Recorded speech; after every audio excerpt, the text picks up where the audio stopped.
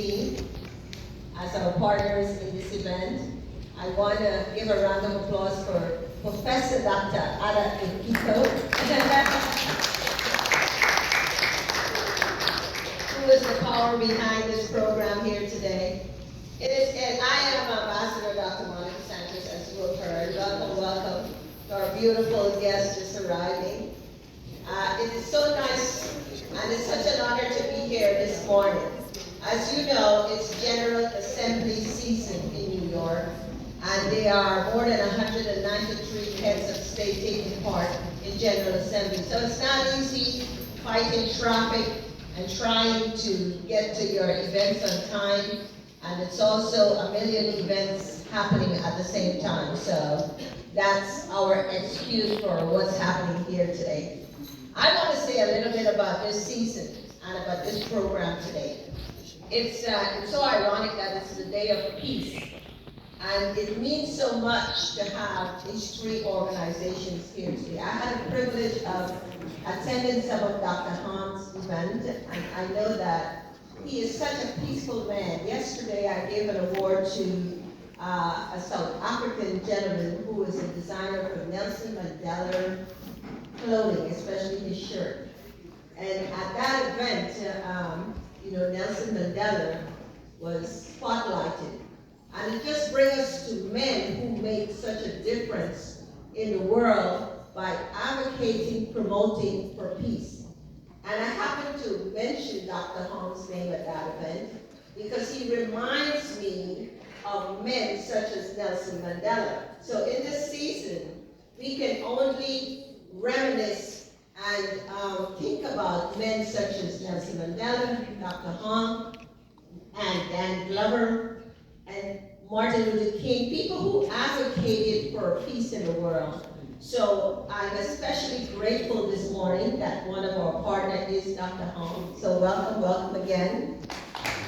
This event, as you know, it's a day of peace, First Ladies Becoming High-Level Forum. And the reason why it's First Ladies is because behind every powerful, strong man is a woman, but I think they walk in front, beside, beneath, most of the time.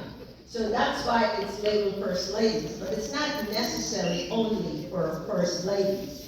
The event today emphasizes leaders and advocates, people who advocate for peace. And all of us attending this event today play a very important part in that role.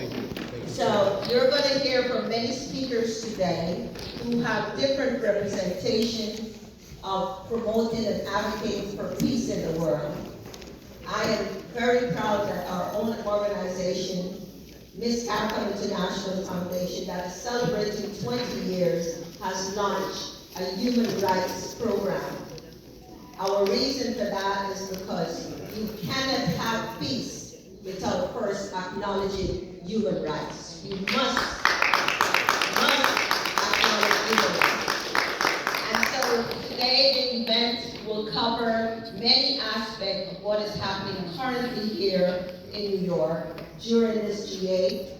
You know, it's the summit of the future. But what future would we have if there is no peace? With all the wars that are going on, there wouldn't be any future for our young folks. There wouldn't be any future for any of us. So peace is very much the topic of conversation in everything that happens this season during this next 2 weeks here. And so I want to welcome all of you. I see a lot of dignitaries in the audience, and I can't begin to call names because I may miss some, but I want to welcome all of you here this morning. And I want you to leave here with peace on your mind.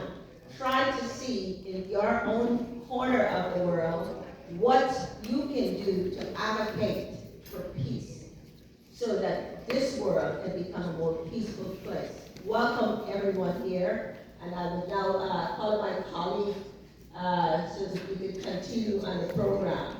I know we're running a little bit behind, but it's expected because it's General Assembly, and the UN takes priority over everybody with 1,000 security details, blocking up traffic so no one can get to their destination on time. Again, can we have a round of applause for Professor Dr. Ada? I always call her money come, but I've been begging her, let this money come. So let this money come. Lot of money. So